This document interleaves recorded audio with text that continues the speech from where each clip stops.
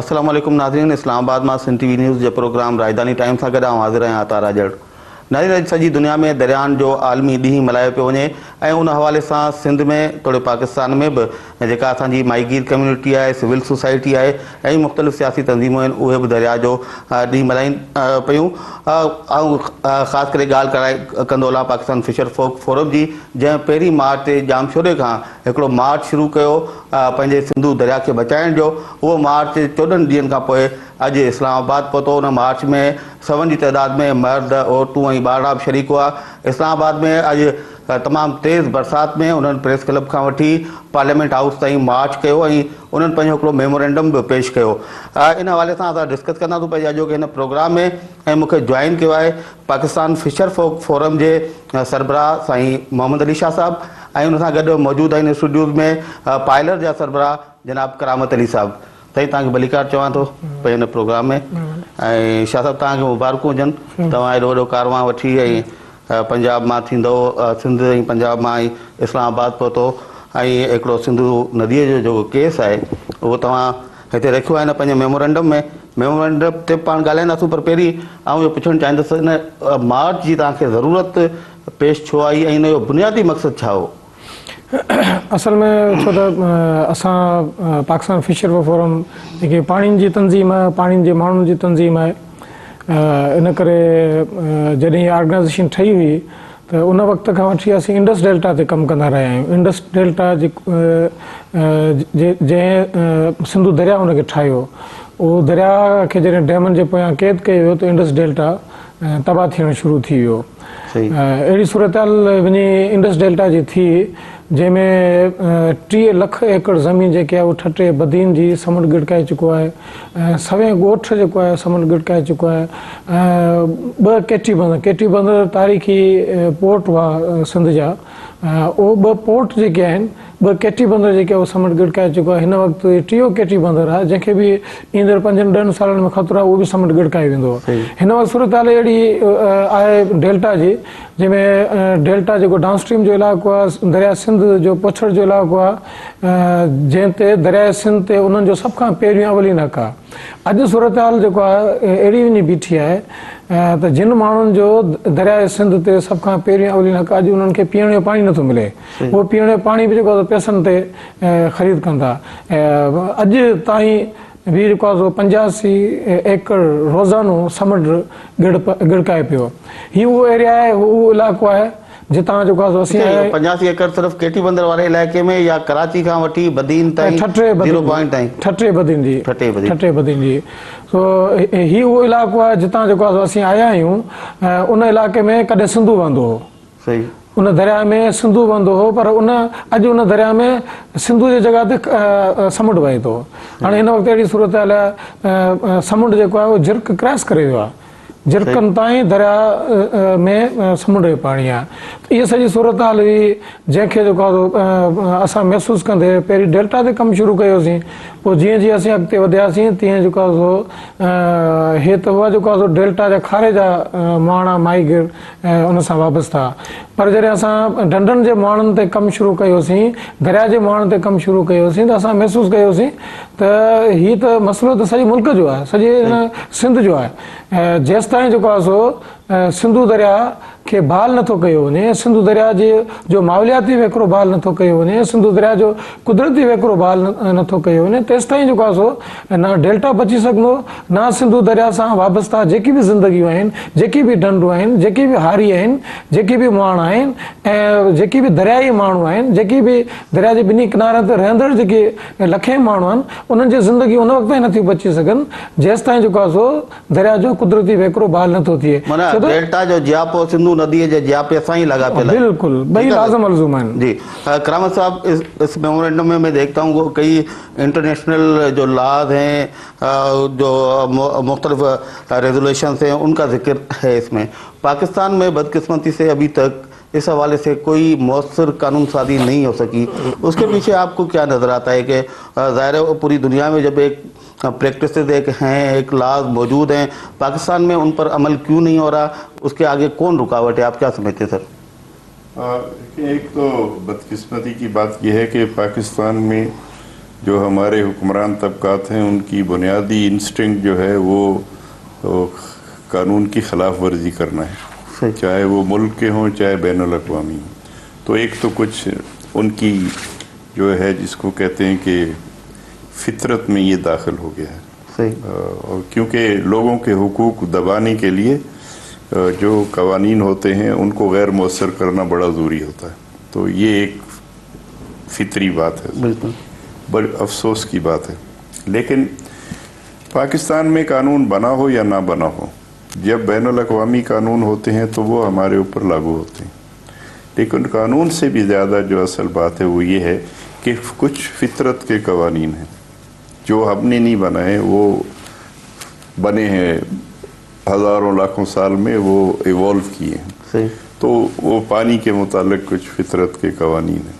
तो अगर हम अपने ना बनाएं या जो बने उन पर अमल दरामद ना करें तो फिर भी हम बच जाएं, अगर हम फितरत के बनाए हुए जो कवानीन हैं, जो उसूल हैं, उनके रास्ते में रुकावटें ना बनाएं।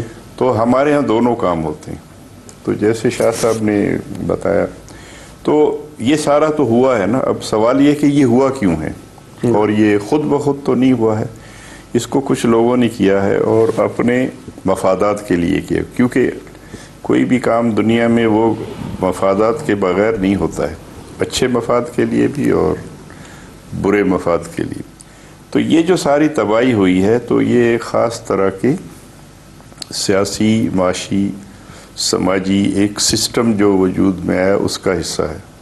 और वो हम ये कहते हैं कि अगर आप देखें तो आपको बिल्कुल दो अलग दौर नज़र आएंगे।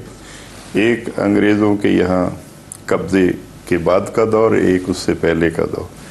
पहले वाला दौर जो है वो काफ़ी हद तक फितरत के साथ हम आहंगी का दौर है कि ज़मीन उसके कंट्रोल में होती है कि जो उस पर काश्त करता है वो गवर्नर को या बादशाह को टैक्स एक हिस्सा देता है, लेकिन वो उसकी है, उसको कोई वहाँ से हटा नहीं सकता है।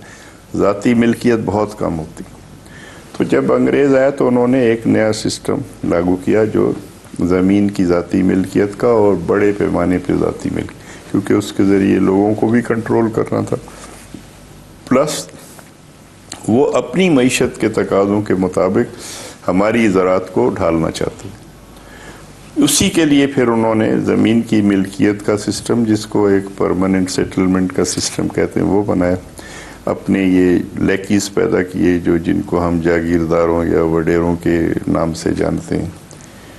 और उसी के लिए फिर उन्होंने ज़राअत का एक तरीक़ाकार तरतीब दिया और ज़राअत में फिर आबपाशी का है, यानी पानी के इस्तेमाल। तो इस सब को जब आप जोड़ के देख लें तो ये एक दौर ग़ुलामी का, साम्राज्यत का बनाया हुआ तरीका था। जब हम लोग आज़ाद हुए तो उसमें जैसे शाह साहब अक्सर बोलते हैं, भाई हमने अपने दरियाओं को कैद किया, तो उन्होंने हम लोगों को कैद किया, इंसानों की मेहनत को कैद किया, दरियाओं को, फितरत को, हर चीज़ को। जब हम आज़ाद हुए तो हमारे पास उसकी गुंजाइश होनी चाहिए थी कि हम उन सारी चीज़ों को दुरुस्त करते, हर एक को आज़ादी मिलती, इंसान भी आज़ाद होते, ज़मीन भी आज़ाद होती, दरिया भी आज़ाद होते, जंगल भी आज़ाद होते, और वो वापस एक आज़ादी का माहौल को अगर आप दो अल्फाज में कहना चाहें तो आज़ादी और जमहूरी माहौल वो होता है जो फितरत के करीब तरीन होता है, इंसानी फितरत और जो नेचर है जिसमें हम बस रहे हैं। तो ये सारा कुछ बदला नहीं, और इसलिए 65 साल में फिर हमने उससे कई गुना ज़्यादा तबाही फैलाई जो अंग्रेज़ों ने जो है वो कम से कम पिछले 100 साल में भी नहीं फैलाई थी। सही। तो हमारे झगड़े भी बढ़ गए। आपको याद होगा सिंध पंजाब एग्रीमेंट 1945 में पानी का हुआ था अंग्रेज़ों के ज़माने में। हम आज तक कोई आपस में सिलसिला नहीं बना पाए। फिर हमने हिंदुस्तान के साथ जो है वो मुआहदा किया तो दरिया बांटने की कोशिश की, लेकिन बुनियादी सिस्टम को नहीं बदला है। तो अब अगर हमने वापस जाना है, और जिसमें जाना चाहिए, जो क्योंकि इंसान के हुकूक से लेकर नेचर के मुख्तलिफ जो मज़ाहिर हैं उनके हुकूक को साथ कायम होना होगा। तो ये जो बात उठाई जा रही है इसकी जो इम्प्लीकेशंस हैं वो सिर्फ पानी की नहीं है, पानी तो बुनियाद है, सिर्फ सिंध की नहीं है, صرف پاکستان کی نہیں ہے بلکہ یہ پورے ایک ساؤتھ ایشین ریجن میں، کیونکہ ماحولیات کی قدرتی ریجنز ہیں، دریا شیئر ہوتے ہیں ریجنز کے اندر، وہ آپ کے بس میں نہیں ہے کہ اپنا دریا خود بنا لیں، گھر بنا لیں آپ اپنا، بچہ آپ اپنا پیدا کر لیں، لیکن دریا آپ یا زمین آپ نہیں بنا سکتے۔ زمین اگر لوگ بنا سکتے ہوتے تو انگریز وہیں اپنے جزیرے کو بڑا کر لیتے، ساری دنیا میں خامخواہ گھومتے پھرتے نہیں سر، 45 والا ایگریمنٹ بھی ہے، پھر سنتاس معاہدے کی بھی آپ نے بات کی، پھر 91 کا کارڈ بھی ہمارے پاس ہوا۔ آج جو ڈیمز کے حامی ہیں، یا جس طرح شاہ صاحب بھی کہتے ہیں، آپ نے بھی کہا کہ دریا کو قید کیا گیا مختلف حربوں کے ذریعے، تو وہ اس وقت ملک میں توانائی کا بہت بڑا بحران ہے۔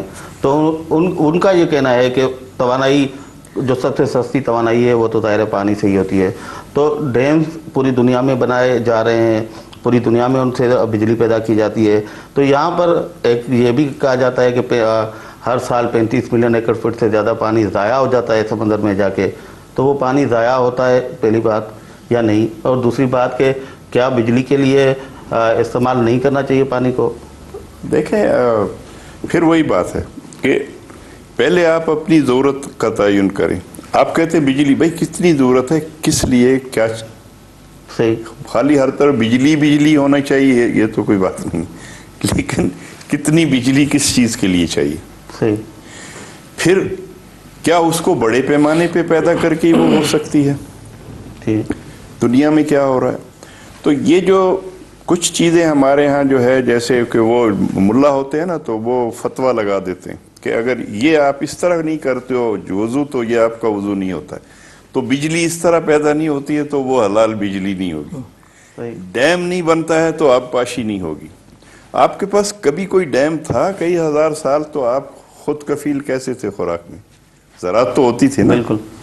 تو یہ تو 100-150 سال پہلے کی بات ہے، ہم کہتے چلو کچھ نہیں تو 5000 سال تو ہم مانتے ہیں نا موہنجو دڑو سے، تو 5000 سال ہم کیسے زندہ تھے جب کوئی ڈیم نہیں تھا، جب کوئی جو ہے بجلی پانی سے نہیں پیدا ہوتی تھی، تو کچھ نہ کچھ تو انتظام تھا۔ اس لیے پہلے اس کا تعین کرنا ضروری۔ یہ بات طے شدہ ہے کہ ڈیم بنا کر بجلی بنانا، اگر آپ کہیے اچھا اس چیز کے مقابلے میں جب آپ آج بناتے ہیں تو سستا ہے، لیکن کوئی دوسری چیز کے مقابلے میں جو آپ نہیں بناتے ہیں وہ کہیں زیادہ مہنگا ہے۔ اگر آپ پانی ہوا سے نہیں بناتے ہیں بجلی، اور آپ کہتے ہیں پانی بڑا سستا ہے، کیونکہ پانی تھرمل اس سے سستا ہے، پانی ڈیزل سے سستا ہے، پانی آپ کو سب سمجھتے مفت میں مل جاتا ہے، لیکن ہوا سے کیوں نہیں بناتے، سولر سے کیوں نہیں بناتے؟ اس میں پہلے کچھ انویسٹمنٹ کرنا پڑتا ہے، ڈیم میں بہت بڑا انویسٹمنٹ، لیکن اس میں انویسٹمنٹ سے شاید کمیشن کم ملے گا، ڈیم میں انویسٹمنٹ سے فورن کمیشن مل جائے گا۔ صحیح بات۔ اس لیے یہ آرگیومنٹ کو اس کے پاؤں پہ کھڑا کرنا ضروری۔ کیا پہلے اتنا پانی ہے کہ آپ ڈیم بنائیں؟ دوسروں کا حق مارے بغیر آپ جو ہے وہ سٹوریج کریں اور پھر بجلی بنائیں، دوسروں کا حق مارے بغیر آپ بیراج بنائیں اور اپنے علاقے کو سیراب کر لیں، اور سب سے بڑا یہ کہ سمندر کا حق مارے بغیر آپ کیسے پانی کو ریگولیٹ۔ کوئی اگر یہ کہتا ہے کہ جو سمندر میں پانی جاتا ہے وہ ضائع ہوتا ہے، تو آپ اس کی عقل پر ماتم کر سکتے ہیں۔ صحیح، جیسے ابھی شاہ صاحب نے آپ کو بتایا، اگر آپ 30 لاکھ ایکڑ زمین کھو بیٹھے بالکل، تو آپ نے پانی نہ دے کر سمندر کو آپ نے کتنا بڑا نقصان کیا۔ اب اس دونوں کو آپ جوڑ لیں، کوئی حساب نکال لیں کوئی کہ کون سا نقصان زیادہ تھا، ٹھیک ہے نا؟ اس سے قطع نظر کہ باقی ماحولیات کا ہم نے کیا حال کیا، سائیکلون آتے ہیں، آپ کے ساری جو ساحل کی جو ایکولوجی ہے وہ ختم ہو گئی ہے، ان کو سب چیزوں کو اکٹھا دیکھنا ہے۔ یہاں مسئلہ کیا ہے کہ جو زراعت پیشہ آدمی ہے، جس کی بڑی زمین ہے یا درمیانی وہ اس کی لالچ اور ہوس کہیں ختم نہیں ہوتی، وہ یہ کہتا ہے جتنی زیادہ میں کاشت کر دوں، جتنا زیادہ، اور وہ بھی کیش کراپ جو باہر بھیجوں، اس سے پیسے کماؤں۔ آپ کو یہ سارے کو دوبارہ سے سوچنا ہوگا، کیونکہ زمین بھی محدود ہے، زمین کی جو کیپیسٹی محدود ہے، پانی محدود ہے۔ جو چیز محدود ہمارے پاس نہیں ہے وہ یہ ہے کہ ہم دھڑا دھڑ بچے پیدا کیے چلے جا رہے ہیں، اس پہ کوئی کنٹرول نہیں ہے۔ اب سے 100 سال بعد، 200 سال بعد بھی تو انسانوں کی نسل ہوگی نا، اس کے لیے ہم کیا چھوڑ کے جا رہے ہیں؟ کیا اس پر ان لوگوں کا حق نہیں ہوگا؟ تو اس لیے یہ आर्ग्यूमेंट को एक होलिस्टिक तरीके से लेने की ज़रूरत है, सिर्फ यहाँ से नहीं कि जी सिंधी कालाबाग डैम की मुखालफत करते, हम भाई करते हैं उसकी वजह है बिल्कुल, लेकिन हम तो किसी एक डैम की नहीं मुखालफत कर रहे, हम तो कह रहे हैं कोई डैम अब कहीं नहीं बनना चाहिए। दुनिया भर में ये बात मान ली, वर्ल्ड कमीशन कब हुआ था, 1998 में है, उस पर कोई इख्तलाफ राय नहीं है कि जो बड़े डैम हैं वो काउंटर प्रोडक्टिव हैं, उनकी एक फाइनाइट लाइफ है, उसके बाद वो नहीं काम के होते हैं। तो क्यों ना आप मुतबादिल सोचें, सही बिजली पैदा करनी है, 40% जो है हम पानी ज़ाया करते हैं कैनाल इरिगेशन के जरिए। थोड़ा सा टाइम है ब्रेक का, फिर इसको कंटिन्यू करते हैं यहीं से।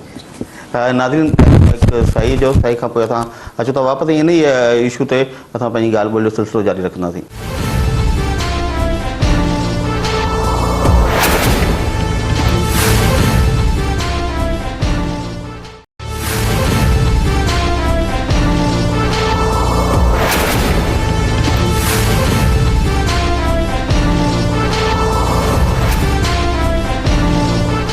नाज़रीन, प्रोग्राम में ॿीहर भलीकार साईं शाह साहब, हिन में असां ॾिसूं था तव्हां हिकिड़ो मुतालबो इहो बि रखियो आहे त ग्रेटर थल कैनाल वारो जेको मनसूबो आहे उनखे ख़तमु कयो वञे हमेशह लाइ, ऐं कालाबाग डैम, बादशाह डैम सिधो ॿिया को बि डैम न ठाहियो वञे इंडस ते।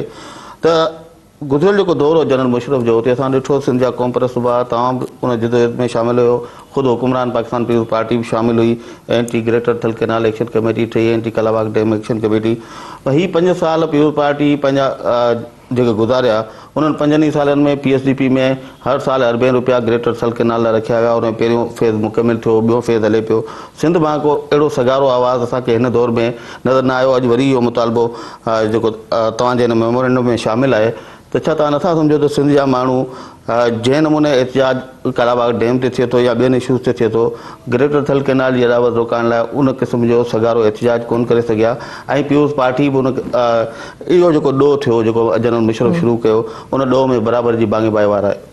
ऐं थोरी इजाज़त ॾियणो त थोरो जेको तव्हां सवाल कयो बिजली वारो, उनखे थोरो ॿुधाईंदो त दुनिया जे अंदरि, छो त हिते जेको आहे असांखे इहो ॿुधायो वेंदो आहे, इहा इंफॉर्मेशन ॾिनो वेंदो आहे सिर्फ़ु हिन मुल्क जे अंदरि न, हीअ पूरी दुनिया जो हीअ ग्लोबल इशू आहे, ग्लोबल इहा हिकु सोच आहे त भई जेकर दुनिया में डैम न ठहंदा त दुनिया सॼी तबाह थी वेंदी, ज़राअत तबाह थी वेंदी, मैशत तबाह थी वेंदी, बिजली जेको आहे कोन पैदा थींदी।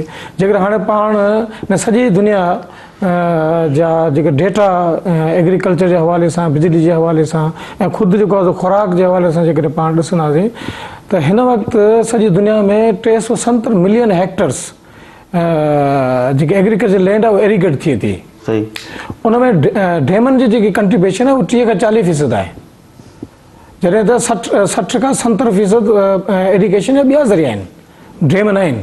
सही, हाणे जॾहिं पाण चवंदो डैम न हूंदा त बिजली कोन पैदा थींदी, सॼी दुनिया में जेकी बिजली पैदा थी थिए उन में डैमनि जी कंट्रीब्यूशन सिर्फ़ु 19% आहे। अच्छा, त हाणे हिन साबित थियो त 81% ॿिया ज़रिया आहिनि बिजली पैदा करण जा, डैम न आहिनि। सॼी दुनिया में जेकी खुराक पैदा थी थिए उन सॼी टोटल खुराक जे पैदावार में डैमनि जी कंट्रीब्यूशन सिर्फ़ु 16% आहे। इन सां साबित थियो त डैम जेको आहे सो मसइले जो हल न आहिनि। 1950 ताईं 5000 डैम हुआ, 1950 खां वठी 2000 ताईं 50,000 डैम, जंहिंखे पाण लार्ज डैम्स चई सघूं था।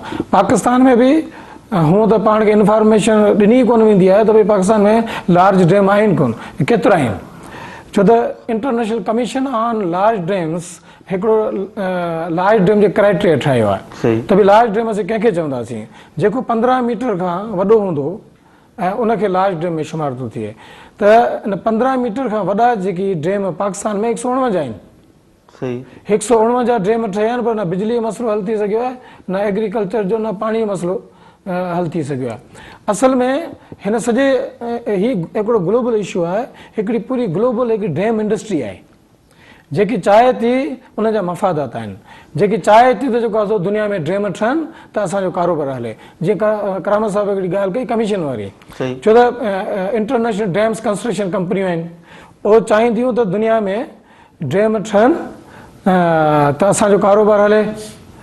जेकी जिन मुल्कनि में ड्रेम ठहंदा उते जेके करप्ट पॉलिटिशियन जेके हूंदा उहो चवंदा असांजे मुल्क में ड्रेम ठहंदा त असांखे कमीशन मिलंदियूं। करप्ट ब्यूरोक्रेट जेको आहे उहो चवंदा असांजे मुल्क में ड्रेम ठहंदा त असांखे कमीशन मिलंदी त असांजो कारोबार हलंदो, असांजो तिजोरियूं भरबियूं। ॿिए तरफ़ जेको आहे सो जेके इंटरनेशनल मालियाती इदारा आहिनि जीअं IMF आहे, वर्ल्ड बैंक आहे, उहो बि चाहिनि थियूं त दुनिया में ड्रेम ठहंदा त मुल्क असांखां कर्ज़ वठंदा त असांजो कारोबार हलंदो। अहिड़े तरीक़े सां दुनिया में EIA थींदी आहे। को बि मेगा प्रोजेक्ट्स ठाहियो वेंदो आहे त उनजी इन्वायरमेंटल इम्पैक्ट असेसमेंट उहो कराईंदा आहिनि। दुनिया में का बि हिकिड़ी इन्वायरमेंटल इम्पैक्ट असेसमेंट जेतिरी बि का बि अहिड़ी न निकिती आहे जंहिं चयो हुजे त बाबा हीउ मेगा प्रोजेक्ट जेको न ठाहियो। सही माना EIA जेतिरियूं बि थियूं आहिनि उन सभिनी जेको आहे सो मेगा प्रोजेक्ट्स ते चाहे डैम हुजे या ॿी का शइ हुजे, LBOD हुजे या RBOD हुजे, उन सभिनी खे चयो त बाबा जेको आहे सो इहे इन्वायरमेंट फ्रेंडली आहिनि, इन में थोरो हेठि मथे करे जेको आहे सो भले करे छॾियो। त दुनिया में जेके इन्वायरमेंटल कंसल्टेंट्स कंपनियूं आहिनि उहो बि चाहिनि थियूं त दुनिया में ड्रेम ठहनि, मेगा प्रोजेक्ट्स ठहनि त असांखे कंसल्टेंसी मिले त असांजो कारोबार हले। त इन सभिनी जो पाण में हिकिड़ो नेक्सस आहे, इहो हिकिड़ो बैन अल-अक़वामी कारोबार आहे, हिकिड़ी पूरी ड्रेम इंडस्ट्री आहे जंहिंसां ख़ुदि जेको आहे सो इंजीनियरिंग ऐं कंपनियूं जेको आहे सो वाबस्ता आहिनि उहे चाहिनि थियूं त जेको आहे सो ड्रेम ठहनि। पर हाणे थियो ईअं आहे त जेकी एंटी ड्रेम तहरीकूं हलियूं आहिनि दुनिया जे अंदरि, छो त पाकिस्तान जे माण्हुनि खे इहा इंफॉर्मेशन ॾिनी कोन वेंदी आहे। पूरी दुनिया में जेकी एंटी ड्रेम मूवमेंटूं हलियूं आहिनि उनजे करे दुनिया में जेको आहे सो हाणे ड्रेम ठहण जो रेशियो जेको आहे सो घटियो आहे। वर्ल्ड बैंक जेको आहे अॻे सभ खां ज़्यादा ड्रेमनि ते फंड ॾींदो हो, पंहिंजो कर्ज़ ॾींदो हो। हाणे जेको आहे सो वर्ल्ड बैंक जेको आहे सो तमामु घणी मुखालिफ़ थी आहे दुनिया में, तमामु वॾियूं एंटी ड्रेम मूवमेंट हलियूं आहिनि, इन करे हू थोरो हथु कढियो आहे हुननि। पर जेको आहे सो इन एंटी ड्रेम मूवमेंटनि जे करे दुनिया में ड्रेमनि ठहण जो रेशियो घटियो आहे। पर पाकिस्तान ऐं इंडिया छो त सभ खां ज़्यादा जेके ड्रेम आहिनि उहो पहिरीं नंबर ते ज़्यादा ड्रेम ठहण वारो मुल्क चाइना आहे जिते 22,500 ड्रेम ठहिया आहिनि। ॿिए नंबर ते अमेरिका आहे जिते 6,000 ड्रेम ठहिया आहिनि। असांजो साउथ एशिया जो मुल्क जेको आहे दुनिया में ॿिए नंबर ते ज़्यादा ड्रेम ठहण वारो रीजन आहे।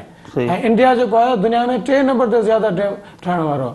साउथ एशिया जे अंदरि जेको आहे उहो अञा ताईं ड्रेम ठहण जो ख़ुदि चाइना जे अंदरि ऐं साउथ एशिया जे मुल्कनि जे अंदरि अञा ताईं रेशियो जेको आहे सो वधे पियो। पर दुनिया जे ॿियनि मुल्कनि मां इहो रेशियो घटियो आहे, इन करे त ड्रेम जेको आहे सो मसइले जा हल कोन आहिनि।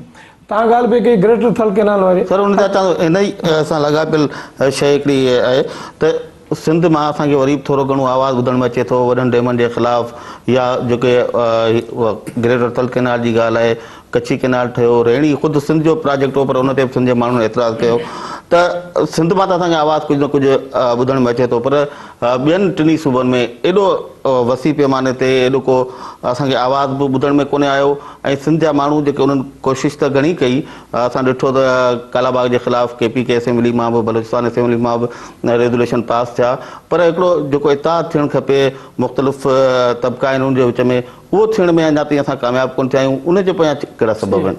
अच्छा, इहो ई सबबु आहे, इहो ई सबबु आहे त पाकिस्तान फिशर फोरम भले हिकिड़ी समाजी तहरीक आहे, का सियासी पार्टी न आहे, पर असां जेको आहे हिन मुल्क जे अंदरि इहो महसूसु कयोसीं त सिर्फ़ु जेको आहे सो सिंध जे अंदरि जेको आवाज़ु उथे थो उनखे वरी ॿियनि सूबनि में ग़लति तरीक़े सां पेश कयो थो वञे।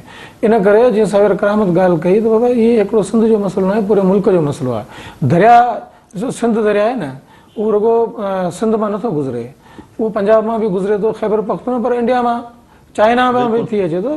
दरिया घणो करे ट्रांस बाउंड्री हूंदा आहिनि ऐं उहो कंहिं हिकिड़े मुल्क मां जेको आहे सो नथो गुज़रे। त हीउ इशू जेको आहे डैमनि वारो, दरियानि वारो, उहो रुॻो सूबाई कोन्हे, रुॻो मुल्की कोन्हे, पर रीजनल इशू आहे, बल्कि जेको आहे सो आउं त चवंदुसि ग्लोबल इशू आहे। सो इन में इहो जेको पाण वटि हिकिड़ो अजीब ट्रेंड आहे त सिंध जे अंदरि डैमनि जे ख़िलाफ़ या इन क़िस्म जे प्रोजेक्ट जे ख़िलाफ़ या ग्रेटर थल कैनाल जे ख़िलाफ़ तहरीक हलनि थियूं, मुखालिफ़त हले थी, पर वरी ॿियनि सूबनि में हुनखे जेको आहे ग़लति अंदाज़ में पेश कयो त इहो ई साम्हूं रखंदे असां फिशर फोरम चयोसीं त असां भले समाजी तहरीक कयूं, पर असां थोरो इनखे वसी करियूं। पोइ असां हीअ कारवां, छो त असां 2007 खां वठी दरियानि जी बहाली जी तहरीक हलायूं पिया, पर हिन दफ़े असां चयोसीं त भई सिंध खां ॿाहिरि निकिरजे। पंजाब जे माण्हुनि खे सराइकी वसेब जे माण्हुनि खे सही इंफॉर्मेशन ॾिजे, असीं उन्हनि खे वञी चयूं, उन्हनि खे ॿुधायूं वञी ऐं उन्हनि सां उन्हनि खे ॿुधाए, उन्हनि खे मालूमात ॾेई उन्हनि खे पंहिंजे तहरीक सां जोड़ियूं, जेसि ताईं सॼे मुल्क जो आवाम ऐं ख़ुदि साउथ एशिया रीजन जो आवाम जेसि ताईं गॾिजी पाण में जुड़ी दरियानि जी बहाली जे लाइ ऐं डैमनि जे ख़िलाफ़ या एंटी डैम मूवमेंट ते डेवलप न कंदा, तेसि ताईं जेको आहे हिन मुल्क जे अंदरि न दरियानि जो मसइलो हल थींदो, न जेको आहे डैमनि जे डैम ठहण जेको आहे रुकबो आहे। सो इन ॻाल्हि खे साम्हूं रखंदे असां हीउ कारवां कढियोसीं, जेको कारवां पहिरीं मार्च खां सिंध मां निकितो आहे, सिंध जे मुख़्तलिफ़ ज़िलनि मां थींदे, छो त असां सिंध जे माण्हुनि खे बि जागरता पैदा ॾियण था चाहियूं, पैदा करण था चाहियूं। पोइ असां सराइकी वसेब में आयासीं, सराइकी वसेब जे मुख़्तलिफ़ सिविल सोसाइटियुनि सां, पॉलिटिकल पार्टीज़ जे एक्टिविस्ट सां उन सां थींदा मिलंदा इलाही जॻहनि ते। ऐं यकीन कयो मूंखे तमामु घणी ख़ुशी थी आहे हिन में, ऐं मायूस कोन आहियां। माना असांजी एॾी वॾी प्रोपेगेंडा न हुई, एॾी वॾी प्लानिंग कोन हुई त असां जेको आहे ॿियनि सूबनि में वञी हिनखे थोरो माण्हुनि खे मोबिलाइज़ करियूं, पर हुन हूंदे बि असांखे मोट त सुठी मिली आहे। ईअं न आहे त हिते जे अवाम पंहिंजे पंजाब जे हारियुनि, पंजाब जे मज़दूरनि, पंजाब जी सिविल सोसाइटी असांखे तमामु घणी मोट ॾिनी आहे। हिकिड़ी सराइकी वसेब में हेल्प फाउंडेशन आहे, उन रुझान खां वठी असांखे जीअं गुड्डू मां दाख़िल थियासीं रुझान में, उतां खां उन असांखे रिसीव कयो ऐं डेड़ा गाज़ी खान ताईं असां गॾु हलिया ऐं उन उते जी सिविल सोसाइटी खे मोबिलाइज़ कयो, माण्हुनि खे, कम्यूनिटी खे। त असां इहो ट्रेंड जेको आहे हिकिड़ो इंट्रोड्यूस करायोसीं, हिकिड़ो शुरू कयो हुआसीं त डैमनि जे ख़िलाफ़ जेकी आहे उहा सूबाई तहरीक न हुजे, हिकिड़ी मुल्की तहरीक हुजे। पर जेको आहे अञा बि असांजी कोशिशि हूंदी त असां जेको आहे ईंदड़ वक़्त में हिकिड़ी साउथ एशिया रीजन जी जेको आहे दरियानि जी बहाली जी ऐं एंटी डैम जो मूवमेंट जेको आहे असां शुरू कयो। सो इन करे जेको आहे असां इहो कदम खयो हुआसीं। ठीक, करामा साहब, एक और बात जो अक्सर अभी 2010 में जो फ्लड आया उस वक्त बहुत ज़्यादा कही जा रही थी और वैसे भी अक्सर कही जाती है, फेडरल गवर्नमेंट हो या पंजाब खास तौर पर, उनका ये कहना है कि जब ये फ्लड आते हैं और डूबता सिंध है, तो अगर डैम्स होते हैं तो ये सिंध डूबता भी नहीं, और जब आप देखें खुश्क साली आती है उन सालों में भी सबसे ज़्यादा नुकसान सिंध को होता है। तो अगर कोई बड़ा डैम हो तो उसमें पानी जब ज़्यादा आता है, जब फ्लड्स आते हैं तो हम स्टोर करें और खुश्क साली वाले सालों में वो यूज़ भी करें। तो ये एक बात समझ में आने वाली तो है कि इस तरह की कोई चीज़, इस तरह का कोई ज़ख़ीरा हमारे पास होना चाहिए। उसमें एक कज़रा डैम का प्रोजेक्ट भी आया था कुछ साल पहले, लेकिन वो कंसीडर नहीं हुआ। तो आप नहीं समझते कि इस तरह के डैम्स जिनमें मुश्किल वक्तों के लिए पानी ज़ख़ीरा किया जा सके वो बनने चाहिए? देखिए अगर आप हर चीज़ जो है ना अपने हक में उसको दलील बनाना चाहें तो आपका बड़ा एक अजीब सा रवैया बन जाता है कि आप उसको घुमा फिरा के अपने हक में ले आएं। ये जो बारिश के और फ्लड के जो साइकिल हैं वो इसके साथ नहीं जुड़े हुए हैं कि कब आप पानी स्टोर करें। नॉर्मल जो साइकिल हैं वो सारे के सारे अपसेट हो गए हैं। बारिश होती थी जब तो वो स्टोर करने का वक्त होता है और दुनिया भर में लोग करते हैं, रेन हार्वेस्टिंग करते हैं, उसके लिए बड़े डैम्स की ज़रूरत नहीं है। वो लोकल जगहों पे इलाकाई ज़रूरियात के मुताबिक होता है, वहाँ के लोग स्टोर करें, आप उनको मदद करें, जब उनके पास पानी नहीं उसको वो इस्तेमाल करें। ये कोई आर्ग्यूमेंट नहीं है और ये बिल्कुल ही फ्लॉड आर्ग्यूमेंट है कि अगर बड़े डैम होते तो फ्लड ना आते। तो भाई फिर चीन में कभी फ्लड नहीं आना चाहिए था, जैसे अभी शाह साहब ने आपको बताया। जो जिन मुल्कों में हजारों की तादाद में डैम बने हुए वहाँ तो फ्लड नहीं होने चाहिए, तो वहाँ तो नहीं होने चाहिए था ना। और हमारे पास जब डैम नहीं थे तो एक्चुअली कम फ्लड होते थे। ये भी सर आप अगर गौर करें, ये अभी के 2 साल में 2 दफा हमारे साथ ये फ्लड क्यों हो गया? डैम नहीं होने की वजह से हुआ। तो ये इनके दरमियान मुझे कोई लिंक नजर नहीं आता है। ये जरूर है और ये जो मेगा चीज़ें करने का शौक है ना, आप देखिए कि आपने जो हमारा, अगर हम अपने इरिगेशन सिस्टम को ठीक करें, हम इसको लोकलाइज करें, हम इसको लंबे लंबे लंबे मिला के जो है ना, जैसे हमारा मुल्क जो है ना ये एक मल्टीनेशनल मुल्क है। एक तरीका एक यकजहती बनाने का ये कि हम मान लें कि हाँ भाई हम लोग 4-5 कौमें यहाँ बसते, हम बामी एहतराम बराबरी की बुनियाद पर हमारा एक मुल्क है। तो हमें ना तो जो है 1000 और 1500 मील लंबी जो है इलेक्ट्रिसिटी ग्रिड बनाने की ज़रूरत है, जो वापडा के तहत हम चलाते हैं, और उससे 40-45% बिजली जो बड़ी मुश्किल से पैदा होती है वो हम ज़ाया करते हैं। ये जो कैनाल इरिगेशन है लंबी लेते चले जाओ, उससे 40-45% हम पानी ज़ाया करते हैं।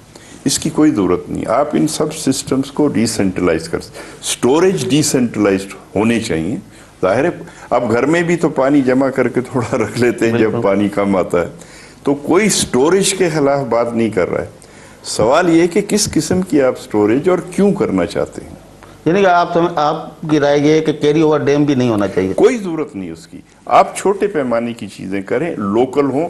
देखिए हमारे मुल्क में आप सियासत में देखें कि आजकल यहाँ जितने लोग सियासत के अंदर हैं वो मेजॉरिटी उनकी लोकल गवर्नमेंट सिस्टम के खिलाफ है, क्योंकि उससे आम लोगों की एम्पावरमेंट हो जाती है। वो आपके पीछे अर्जियां लेके नहीं घूम रहे होते हैं, वो लोकल लेवल पर अपनी चीज़ें कर सकते हैं।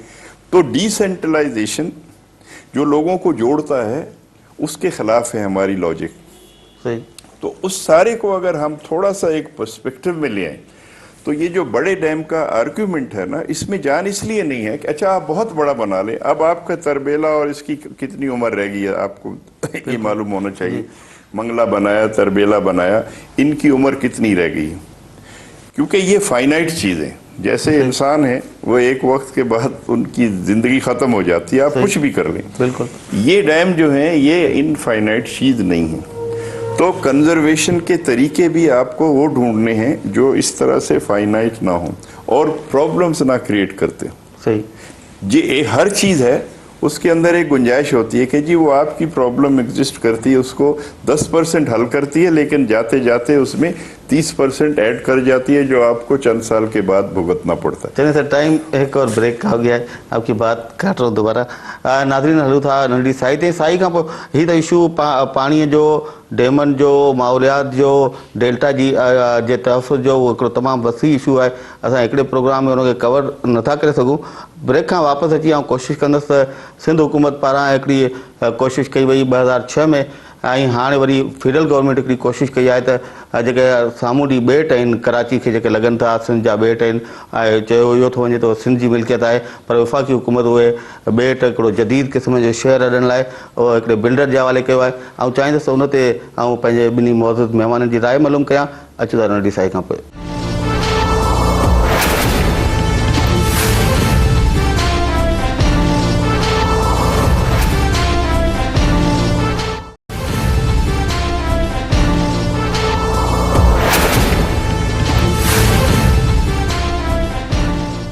वेलकम बैक नाज़रीन। साईं हाणे हीउ त इशू तमामु वसी आहे। ॿेटनि वारो मामिलो 2006 में असां ॾिठो, अरबाब ग़ुलाम रहीम साहिबु हो, जनरल मुशरफ जी हुकूमत हुई, उन वक़्तु बि भंडारी इहो डंगी ॿेट जेके आहिनि उहे ॿई MR एसोसिएट्स खे ॾिना विया। इहो चयो वियो त डायमंड बार सिटी ठहंदी। हाणे वरी जनाब रियाज़ मलिक साहिबु संभरियो आहे ऐं उहो फेडरल गवर्नमेंट जे आशीर्वाद सां हुन बि इन्हनि ॿेटनि ते को जदीद क़िस्म जो शहर अॾण जी हिकिड़ी ॻाल्हि कई आहे। त हिकिड़ो त सॼी दुनिया में असां ॾिसूं था, उते बीचिस आहिनि, उनखे डेवलप कनि था, उते इन क़िस्म जा ॿेटनि ते शहर वॾियल आहिनि। सिंध में आख़िर इन क़िस्म जी तरक़ी जी मुखालफ़त छो आहे? तव्हां छो था इहो सम्झो त इहो इन सां सिंध खे नुक़सानु थींदो, सिंध जे माण्हुनि खे नुक़सानु थींदो? छा असांखे इन क़िस्म जूं जदीद सहूलियतूं उहे असांखे आख़िर न हुजणु खपनि सिंध जे माण्हुनि खे? न, असल में पहिरीं ॻाल्हि इहा त इहो थोरो डिफाइन करिणो पवंदो इहा वाक़ई तरक़ी आहे या कोन्हे। सही, ठीकु आहे न। इहा तरक़ी जेकी आहे उहा पैदावारी तरक़ी आहे या कोन्हे? छो त ॿिया इलाही मैदान आहिनि तरक़ीअ जा, उनखे त अञा पाण बर्बादु पिया करियूं। उनखे तरक़ी वठण लाइ करे उनखे जेको आहे प्रोमोट कोन था करियूं। हिन मुल्क में बुख आहे, बदहाली आहे, बेरोज़गारी आहे, उनखे ख़तमु नथा करियूं। ऐं माण्हुनि खे जेको आहे सो हिते त लखे माण्हू आहिनि जिन खे जेको आहे रहण लाइ घर न आहिनि, खाइण लाइ मानी कोन्हे। उते पाण वञूं पिया शहर, त असीं चवंदा भई हीअ तरक़ी कंहिंजे लाइ? ऐं हीअ जेकी तरक़ी थिए पई उनजी क़ीमत कंहिंखे अदा करणी पवंदी? ॾिसो, जॾहिं माज़ी में डैम ठहिया पिए त उहो बि तरक़ी जे नाले में ठहिया पिया न, त ग्रीन रिवोल्यूशन, उनजी क़ीमत कंहिंखे अदा करणी पई? असां डेल्टा वारनि खे करणी पई न। 30 लख एकड़ ज़मीन जेको आहे सो समुंड गिड़कायो, असां जेको आहे क़ीमत ॾिनी थी।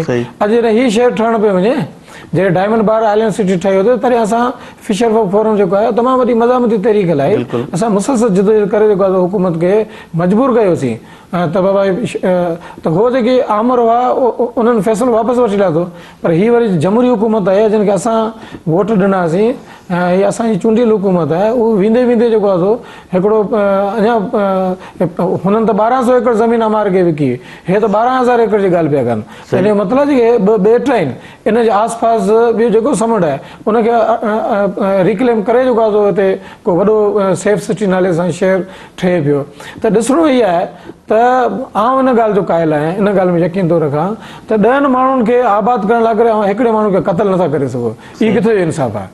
त अवां जेको आहे हिते हज़ारनि जे तादाद में रोज़ाना जिते ॿ ॿेट आहिनि हिते हज़ारनि जे तादाद में कराची जा माहीगीर इब्राहिम हैदरी रेड़ी जा कराची ॿियनि इलाइक़नि जा हज़ारनि जे तादाद में इन्हनि एरियाज़ में अचनि था, मच्छी मारीनि था, पंहिंजो गुज़रान कनि था, पंहिंजो रोज़गार हासिलु कनि था।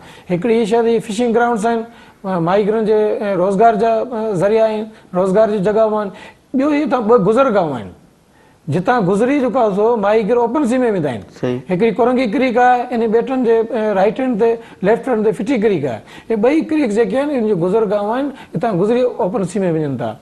इन खां अलावा हिते तिमर जा बेला आहिनि, बिल्कुलु हिते शहर ठहंदो तिमर जा बेला जेको आहे तिमर अॼु खां 30 साल पहिरीं सिंध जे कोस्टल एरिया में 2,60,000 हेक्टर्स हुआ जेके अॼु तबाह थी 70,000 हेक्टर्स में बताइनि।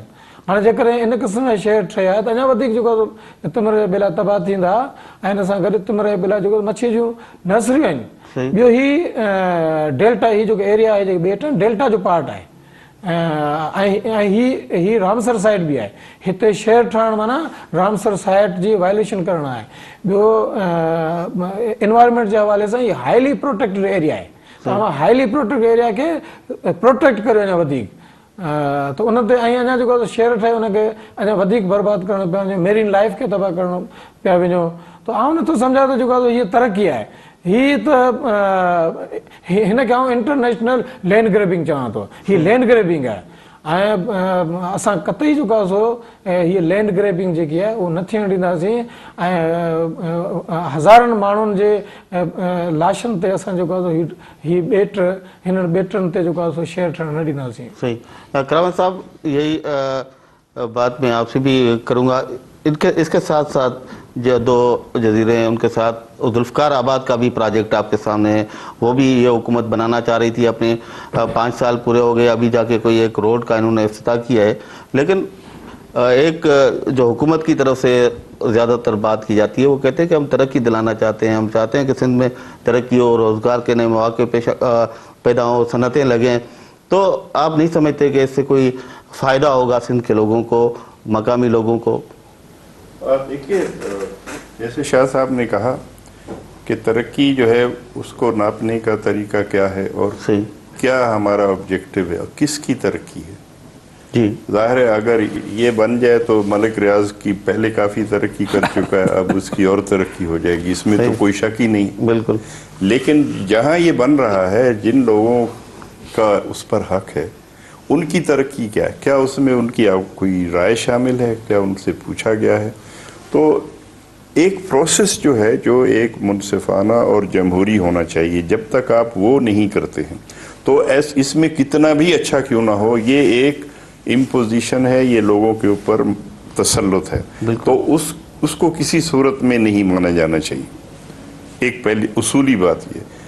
दूसरी बात यह है कि अगर किसी के पास वाकई कोई तरक्की का मंसूबा है तो सबसे पहले जो वहाँ लोग बसते हैं, सिंध के नाम से ये नहीं है कि सिंध के वडेरे फैसला कर दें, जो वहाँ लोग बसते हैं उनका हक है, उनको मशावरत में लाया जाए, उनके सामने रखा जाए, अगर वो उनकी समझ में आता है, उनके जो कंसर्न्स हैं उनको देखा जाए, फिर आप प्लानिंग शुरू करें। ये नहीं है कि आप बैठ के कहीं प्लान कर लेते हैं, ला के जो है उसका ऐलान कर देते हैं, उसकी तस्वीरें मॉडल बना के जुल्फ़िकार आबाद और इन दोनों में यही बात है कि किसी से कोई मशवरा नहीं है।